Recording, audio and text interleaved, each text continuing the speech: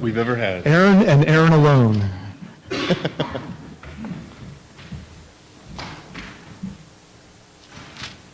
So we have been tracking Abraham's relationship with God here in the book of Genesis. In fact, last week we kind of covered this linchpin day in Abraham's life, where he now is approached again in a way where God really starts to take the relationship to a new level. He changes their names from Abram and Sarai to Abraham and Sarah. We talked about the significance of that. We know that he now cements his agreement, his covenant with Abraham through circumcision.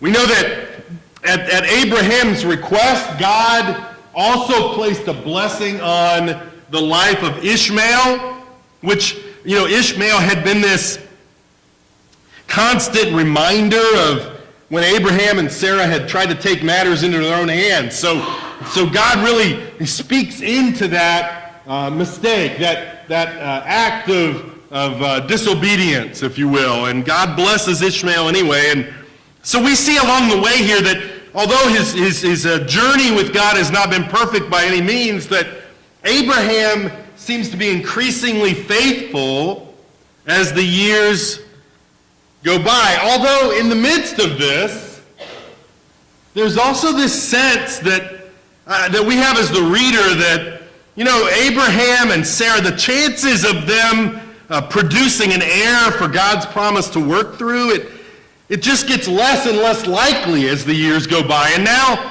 as we head into chapter 18 of Genesis, Abraham is pushing 100 and Sarah 90. And so in the midst of that, though, Abraham clings to his relationship with God anyway. Look, he doesn't pack up and head to somewhere that would be more comfortable. They are 190 years old or almost, and they're still living out of a tent.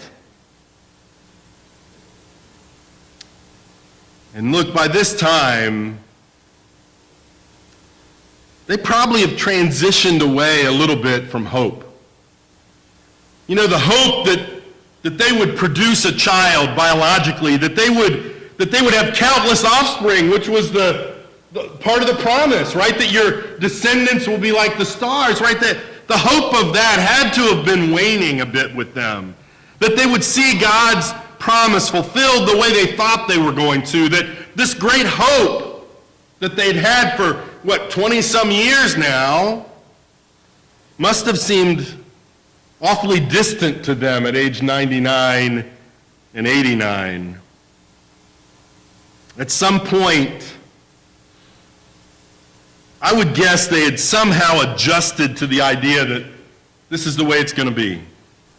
Resigned themselves to living out their days without an heir in the way they thought it would happen. And as they eased into their twilight years here, they had to have had some confusion over what had happened. As they reflected back on all these times Abraham had heard from God, here they are, though. They're really old now, and they had to have been confused, right? In fact, they probably had gone through stages of looking at this. Maybe the stage of depression. At certain point, they had to have thought, what, has God forgotten us? Hey, is God punishing us because of what happened with Hagar and Ishmael? What?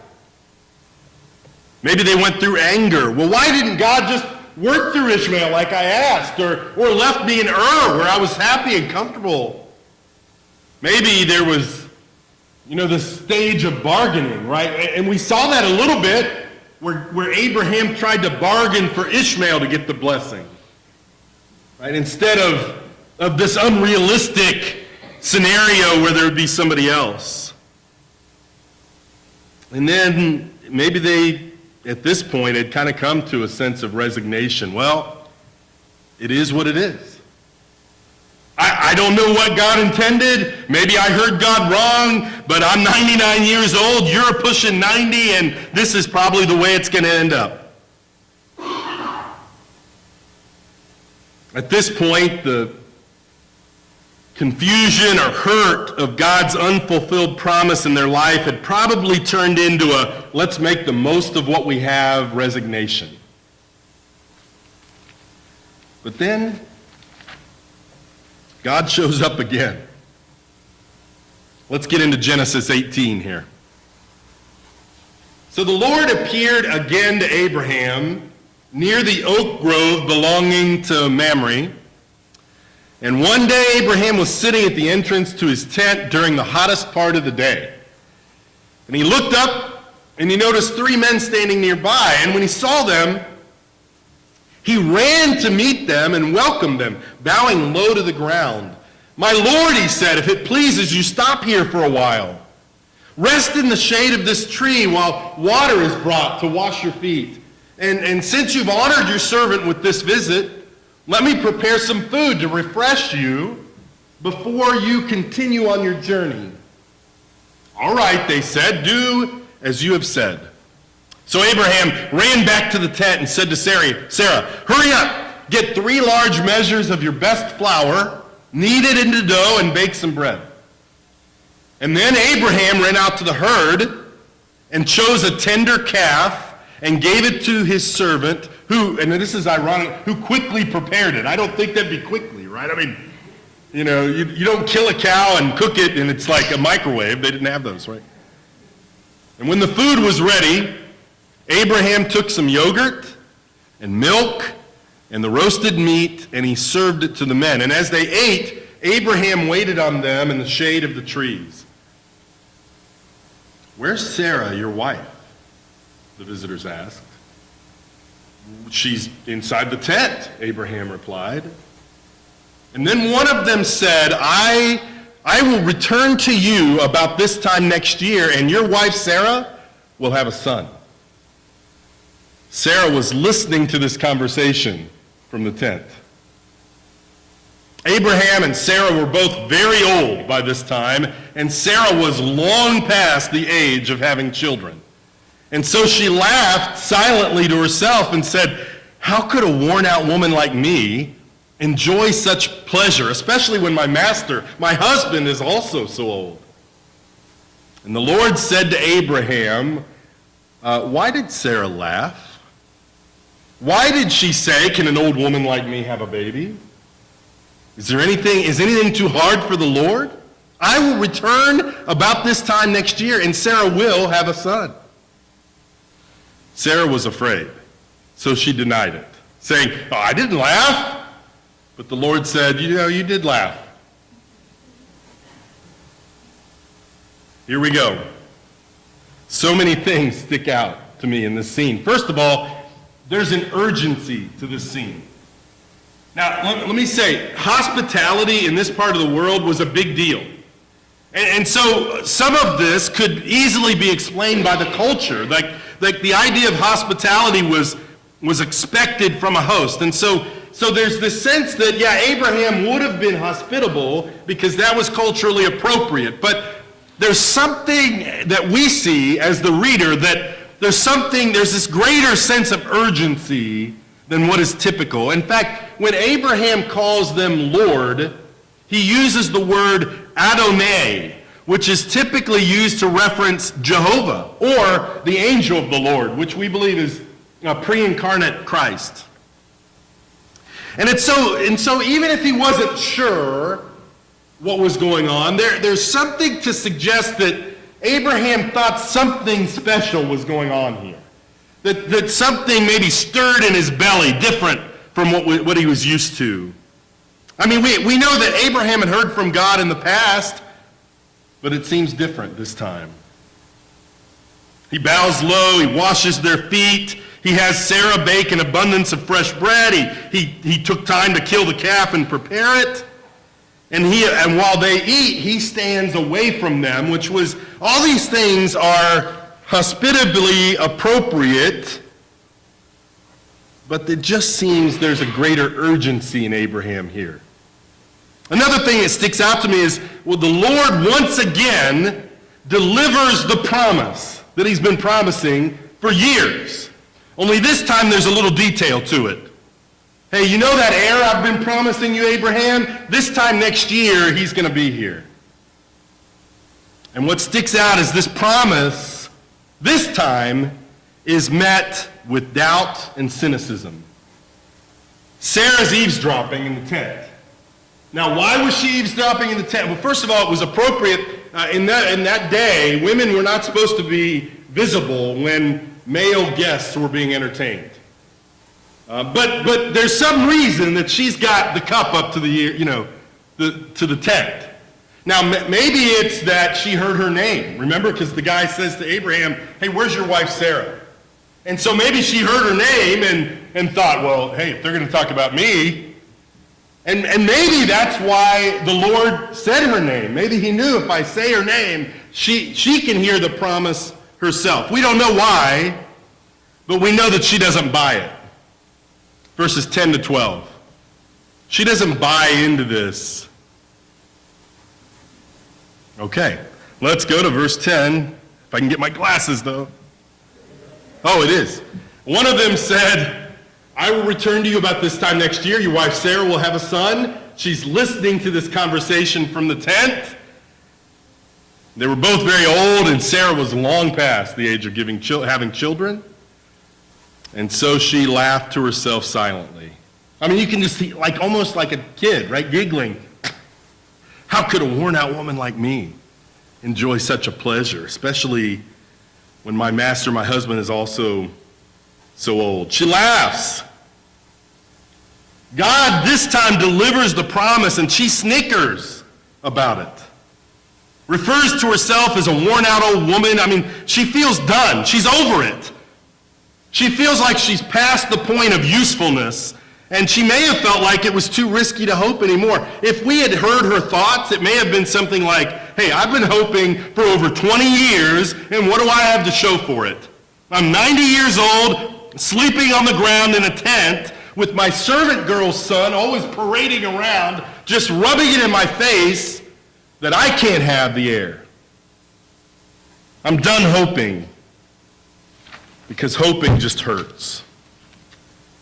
Remember the Peanuts cartoon, right? Charlie Brown. And remember this recurring theme where Lucy holds the football for Charlie Brown, right? And it's always like, he's like, look, I'm not falling for it, Lucy. And she's like, come on, this time I'm going to hold it. I mean, she always convinces him that this time he's going to kick the football. And of course, he runs, and just at the last minute, she jerks that football away. I remember seeing one of those where that happened, and she jerks the football away, and he lands on his back, and she's like, hey, she says something, she goes, your faith in human nature is a testimony to all young people, or something like that. Look, we see Sarah here. Sarah is laughing here like a woman who's not going to try to kick the football anymore. No more. No more reaching for hope that never arrives. No more looking at baby clothes on Amazon and then an empty crib in the other room. And so when the Lord promises she would have a son a year from that point, she just laughs as if to say, I'm not falling for that again. And sometimes we feel the same way. Sometimes our spirits get tired of waiting on blessings or promises that never come our way. And we get skeptical towards God. But I love this scene because the Lord hears her laugh, of course, and he understands her skeptical heart, but he doesn't let it go. He confronts her. Hey, why did Sarah laugh? Well, he confronts Abraham, but he knows she's listening, right? Why did Sarah laugh? And it makes me laugh because she's like, she's like, well, I didn't laugh, and it's like a kid who's like, I'm not eavesdropping from the other room. But then the Lord asks a question, a fundamental question, and one that demands an answer. In verses 13 and 14, he says this, "Then the Lord said, why did Sarah laugh? Why did she say, can an old woman like me have a baby? Is anything too hard for the Lord?" Is anything too hard for the Lord? That's an important question. And it's a question, listen, I really believe it's a question God wants us to truly answer. You know, sometimes in Sunday school, Paul will ask a question and nobody says anything, and he's like, hey, that was a real question, right? I want a real answer. I think that's what God is saying. Look, this isn't just rhetorical. I want you to answer this question. Is anything too hard for the Lord? He repeats it later in the book of Jeremiah. Jeremiah is really concerned about stuff, and in chapter 32, he says, the message came to Jeremiah from the Lord, I am the Lord, the God of all the peoples of the world. Is anything too hard for me? It's not rhetorical.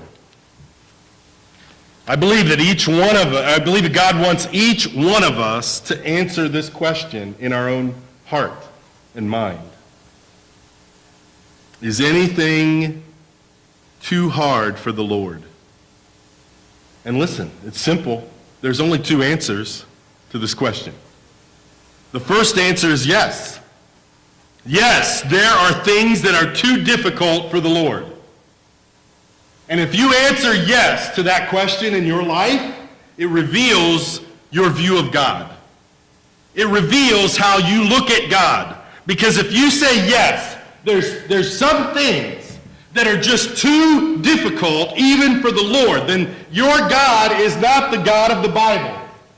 Then you view God maybe as a concerned grandfatherly type, but who doesn't have the authority or the power to carry out anything in your life. Or you might view him as the clockmaker God that wound up the world and then he just doesn't have anything to do with it. And make no mistake, there are plenty of people out there, even people who say they believe in God, who spend a lot of time trying to downplay God's powerful interventions into mankind's history. I just took a look quickly at some of the ways that even Christians have tried to explain away certain miracles in the Bible. For instance, we've been talking on Wednesday about how God provided the manna in the wilderness. Remember, we talked about the manna and how it was supernaturally provided by God, that they were in the desert and they were hungry, and every day God miraculously provided for his people. But there's a couple of theories out there that say, well, that probably wasn't miraculous. What we think that manna was this sweet secretion from a species of woodlice that lives in the bark of a tamarisk tree. And this substance from woodlice, it congeals when it's cold and then becomes useless when it's hot. That's why they could only keep a certain amount. But the locals make a kind of bread from it. Or another theory is that it was a substance called, I think it's pronounced trehalose, which is a sweet crystalline carbohydrate that comes from a certain type of parasitic beetle. Not that it was miraculously provided by God, but that some beetle just, expels that and we used it as food. How about the burning bush? God miraculously intervenes in the life of Moses. Some people believe it was just a bunch of acacia plants, which are known for making charcoal, so they would burn, and that somehow they were set on fire through volcanic activity on the mountain. And then, look, these same people go a step further and postulate that, the acacia bush produces some fumes that can be psychedelics, and that Moses may have just been on those when he thought he was talking to God. So he was just high, is what they're saying. Not that God would intervene. How about the parting of the Red Sea? Well, some people believe it was just a freak occurrence where some sustained winds over part of the Red Sea at just the right location momentarily caused the water to bend backwards and expose a land bridge that allowed the Israelites to cross. Of course, they can't explain why it happened when he wanted it to. You know, it was just blind luck, if anything. I mean, I could go on. But if your answer to this question is yes, there are things too hard for the Lord, your view of God is small. If this is, in fact, really, if your answer to this question is yes, from my standpoint, why be a Christian at all? If God lacks the power to do these miracles, how could he ever raise Jesus from the dead, or any of us from the dead, if that, for that matters? And so if you answer yes to this question, is anything too hard for God, then it undermines everything you put your hope into. It also reveals your approach to life. If we say we are believers, Christians, a follower of Christ, but answer yes to this question, then to me, we're viewing life as a practical atheist. We may not say we're an atheist, but if you take God out of the equation, it's what I've heard called practical atheism. Like God doesn't really, he really is removed from the equation when we deal with life. When we view life from a human perspective and take God out of it. Have those of you, I don't know if you've heard of Thomas Jefferson. I mean, I'm sure you've heard of Thomas Jefferson. He had his own Bible, and Thomas Jefferson sat down with a razor blade and glue, and here's what he did. He cut out all the moral teachings of Jesus, but he eliminated anything miraculous or supernatural. And so what he had was a Bible that was full of Jesus' teaching, but not the miraculous interventions. It's kind of like, in a way, because the young disciples, it's how they viewed the problem of trying to feed the crowd in John chapter 6. John chapter 6, Jesus soon saw this huge crowd of people coming to look for him. Turning to Philip, he asked, well, where can we buy bread to feed all these people? He was testing Philip, for he already knew what he was going to do. But Philip replied, Philip pulled out his calculator, right? And Philip's like, even if we worked for months, we wouldn't have enough money to feed them. When faced with a dilemma, Philip began to calculate a solution from a human perspective apart from Jesus. It's a little similar to how Peter, when he was walking on the water, when he took his eyes off Christ, he began to sink. So in your life, in the trials, the struggles, the hardships that come with living in a fallen world, the wounds, the uncomfortable places or seasons of life, how do you answer this question? Is anything too hard for the Lord? And if deep down you answer yes, if anyone answers yes, it's no wonder that so many people lack hope, or are depressed, or anxious, or struggle with doubt. But what if you answer no? What if you answer no? No! No, nothing is too hard for the Lord. Nothing is bigger than he is. Nothing is too difficult for him. Nobody is too far gone for him. There's nothing beyond his reach. What if after really thinking about this question in your heart of hearts, you sincerely answer for yourself, no? Well, then the possibilities are endless. For Abraham and Sarah, it meant building a nursery at age 190. For David, it meant facing a 9-foot-tall giant that nobody else wanted to face, and one he shouldn't have faced as just a young man. For Joseph, it meant hanging on to God even though he was unjustly imprisoned and waiting until God elevated him to second in command of Egypt. For Daniel, it meant staring down a den of hungry lions. For Shadrach, Meshach, and Abednego, it meant facing a fiery furnace with confidence. For the apostles, it meant facing beatings, persecution, and martyrdom without fear. For every Christian who answers no, it means a pervasive sense of hope, even in the worst scenarios of life. It means facing death boldly because of the hope to come. For Northside Christian Church, answering no to this question, it means our debt will not bury us. Our struggles will not destroy us.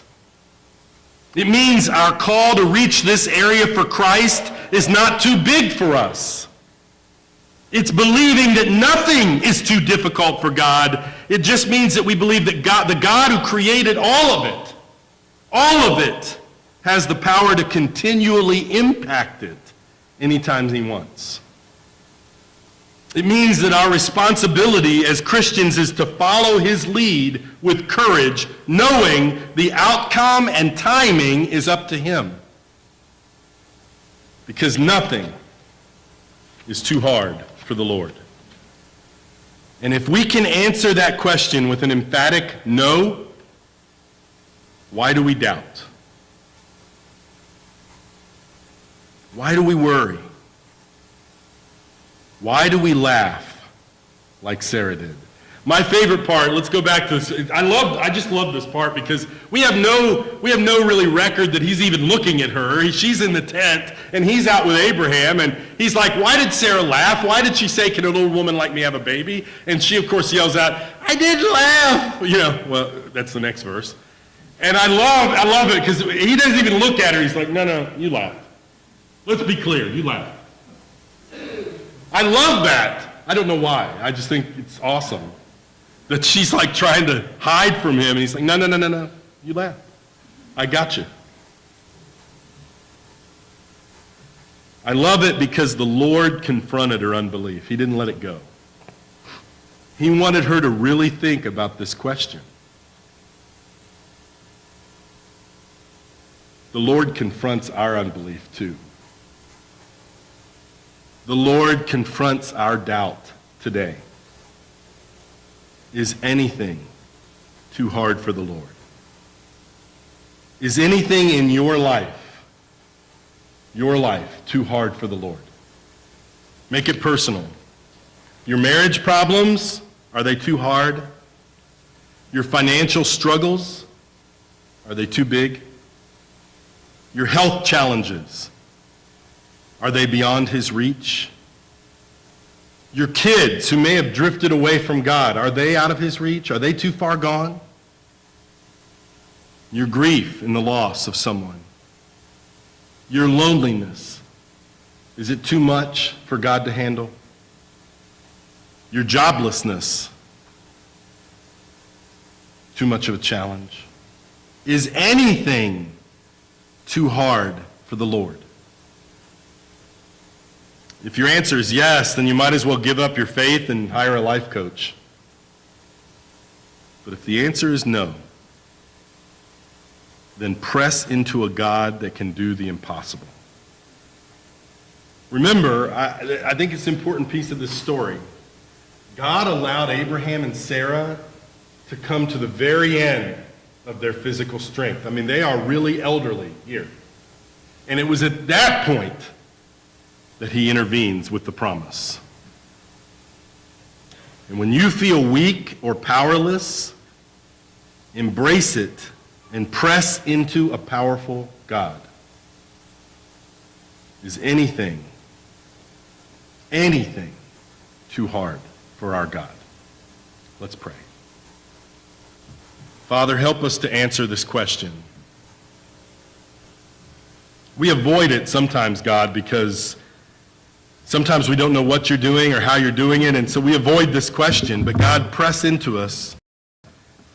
Force us to think about it, to confront how we really feel about you, how we really view you. And Father, if any of us are living in a way where we think things are too hard for you, convict our hearts, God. Don't let us get away with it, but confront us like you did Sarah. But God, this morning, for those of us who've come to the conclusion that no, nothing is too hard for you,